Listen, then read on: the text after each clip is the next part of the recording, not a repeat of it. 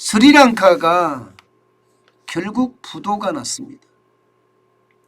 들어오는 돈은 없고 나가는 돈만 많으니까 이게 부도가 안 날 수가 없어요. 스리랑카는 관광대국이잖아요. 예. 그러면 관광객들이 굉장히 많이 와서 달러를 쓰고 가야 되는데 이게 코로나19가 터지니까 달러를 쓰고 가지 않는 거예요. 관광객이 안 오는 겁니다. 그러니 국가경제 전체가 휘청휘청할 수밖에 없었어요. 그 사이 말입니다. 스리랑카는 중국의 어떤 1대1로의 정책이라고 하나요? 해상 실크로드 정책의 일환으로 중국의 빚을 많이 받아 썼습니다. 그 빚으로 견뎌냈지만 결국 말입니다. 코로나19의 팬데믹은 스리랑카를 최악으로 덮치게 만들었어요.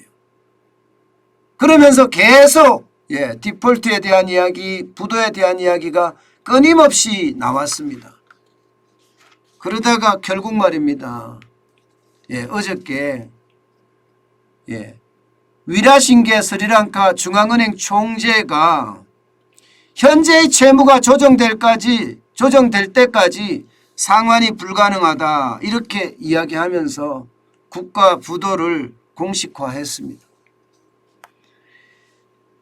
스리랑카 이 디폴트는요 1948년에 스리랑카가 영국으로부터 독립을 했거든요. 그때 이후로 첫 국가 부도 사태를 맞은 겁니다. 당장 말입니다. 내년에 돌아오는 국채 12억 5천만 달러에 대한 이자 지급 기일을 놓쳤고요. 2028년에 다가오는 국채 여기에 대한 이자 지급 기일도 놓쳤습니다. 2020년에는요 3,600만 달러였고요. 이자를 지급 만기 채권의 이자가 2028년 만기 채권의 이자는 4,220만 달러였습니다. 근데 이걸 다 지불하지 못한 거예요. 그러니까 이제 공식적으로 스리랑카는 파산하게 된 거죠. 사실 지금 스리랑카는요 여러분 유조선 하나 있잖아. 유조선 하나에 원유를 사올 돈도 없다고 해요. 유조선 한 척의 원유를 사올 돈도 없을 정도면 이것은 뭐 심각하다 못해 거의 나라가 최악까지 내려갔다는 이야기잖아요. 그럴 수밖에 없었던 게 말입니다. 이게 세계적 상황이 좋지가 않았습니다. 여러분 스리랑카의 국채 보세요. 스리랑카의 국채는요 여러분 센트입니다. 센트. 3월 17일에 52.59센트 이게 2030년 만기 국채를 말하는 거거든요.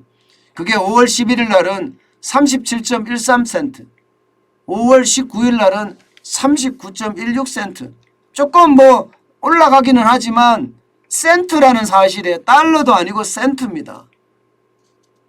이 정도로 국가가 완전히 뭉거진 거예요.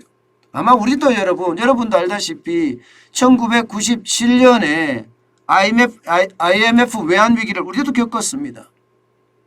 그때 우리 국채 가격이 이랬을 겁니다. 쭉쭉 빠져서 말입니다. 시장 자체에서 거래도 안 일어날 수 있을 만큼 굉장히 나빠졌었어요. 이것은 결국 말입니다.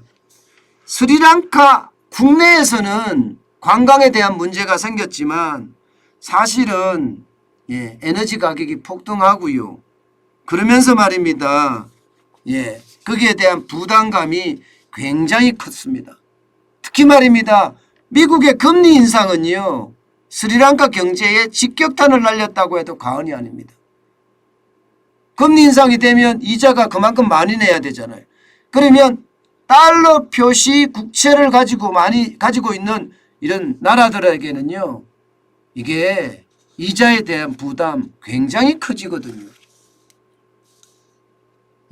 그런데 문제는요. 스리랑카가 이제 시작이라는 거예요. 스리랑카가 이제 시작.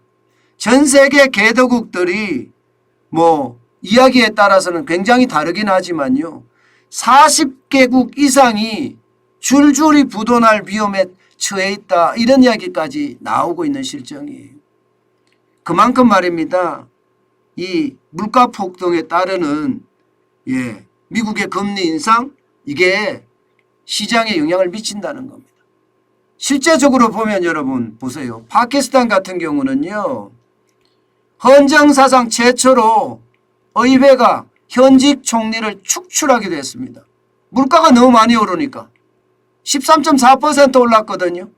외환 보유액도 지금 130억 달러에 불과합니다. 파키스탄은 언제든지 말입니다. 언제든지 지금 디폴트 상황으로 갈 수 있다는 이야기예요. 터키요?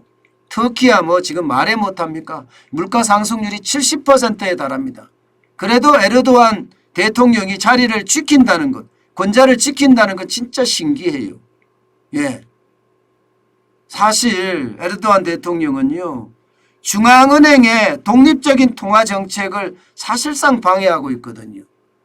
지금 물가가 저렇게 오르면 금리를 올려서 물가를 잡아야 되는데 에르도안 대통령은 터키 중앙은행의 총재를 마구마구 갈아치우면서 말입니다. 금리를 오히려 내리라고 하고 있어요. 거꾸로 가고 있습니다. 거꾸로. 그러니 지금 터키도 언제 어느 때 최악으로 갈지 모른다. 이렇게 이야기할 수 있습니다. 이집트는요. 이미 화폐 가치가 하락을 하고요. 자본 유출이 심각하다. 심지어 극심이란 단어까지 나올 정도입니다. 아르헨티나도 마찬가지 물가 상승률이 55%까지 올라갔어요. 그러니 난리도 아니죠. 레바논이나 페루는요. 식료품이나 연료 가격 너무나 많이 올라가니까 곳곳에서 시위가 벌어지고 나라가 굉장히 불안하고 혼란스러워졌습니다. 결국 말입니다. 이게 지금 미국에서 시작된 어떤 거품의 붕괴가 결국은요. 개도국까지 그 영향을 받고요.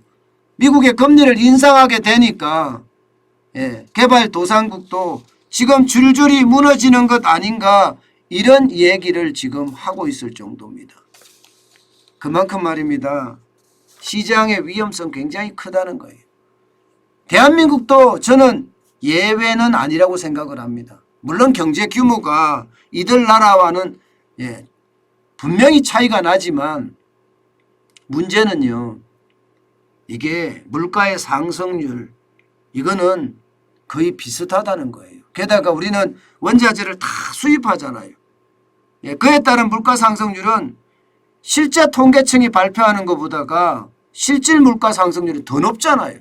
여러분도 아시잖아요. 10% 가까이 될 겁니다. 10%가 넘으면 넘었지 절대로 밥상 물가 그 밑으로 떨어지지는 않을 거예요. 이것은 여러분 결국 물가 상승은 보시는 것처럼 사회 불안의 요인이 되는 거고요. 사회 불안이 극심하게 되면 우리는 이미 박근혜 대통령 때 겪었습니다. 촛불 때문에 얼마나 사회가 불안했는지 아마 다들 잘 아실 거예요. 그리고 지난 5년간 경제가 어떻게 됐습니까? 잃어버린 5년이라고 이야기할 만큼 경제는 망가졌잖아요. 앞으로 적극적인 대응을 하지 않으면요. 물가 말입니다. 그 어느 때보다 적극적인 대응을 하지 않으면 지금 우리 경제는 다른 나라 경제하고 별반 달라지지 않을 수도 있습니다. 그래서 저는 즉시라는 이야기를 잘 표현을 하는데요. 비상경제팀이 꾸려져야 된다고 생각해요. TF팀은 꾸려져 있는 걸로 알고 있는데 그거보다 더 강력한 비상경제팀이 꾸려져서요. 이 위기를 슬기롭게 극복할 수 있는 방법 우리도 찾아야 된다고 생각합니다. 개도국들도 줄줄이 무너지겠지만 무너질 겁니다. 아마. 이게 안 무너지지는 않을 거예요. 그래서 저는 세계 경제 위기가 올 수도 있다고 보거든요. 지금 스리랑카가 시작이고요. 그 이후로 계속 하나씩 시작이 될 거라고 봅니다. 그 와중에 우리도 그런 위기를 맞을까 솔직히 걱정이 됩니다.